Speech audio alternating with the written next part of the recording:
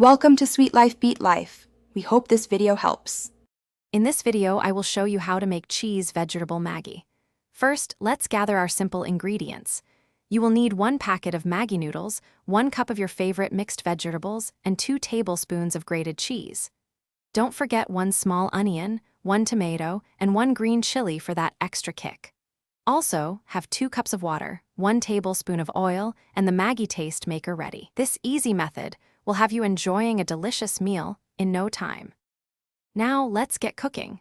Begin by heating 1 tablespoon of oil in a pan over medium heat. Once warm, add your finely chopped onions and sauté them until they become beautifully translucent, which usually takes about 2 minutes. Next, toss in the chopped tomatoes and green chili, letting them cook for another 3 minutes until they soften up nicely.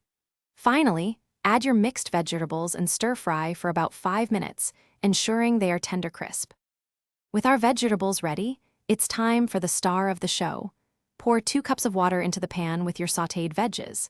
Bring this mixture to a rolling boil before carefully adding the Maggi noodles. You can break the noodle cake into 2 or 3 pieces if you prefer. Then, stir in the entire Maggi taste maker sachet. Let it all cook together for exactly 3 minutes, or until the noodles are perfectly tender. Almost there. Once your noodles are cooked and most of the water has been absorbed, turn off the heat. This is the moment for our cheesy goodness. Generously sprinkle 2 tablespoons of grated cheese evenly over the hot Maggi. Quickly cover the pan for just 1 minute. This allows the cheese to melt into a gooey, delicious layer. Your homemade cheese vegetable Maggi is now ready to be served immediately. Enjoy every warm, flavorful bite. Thanks for watching. Consider subscribing if we helped you.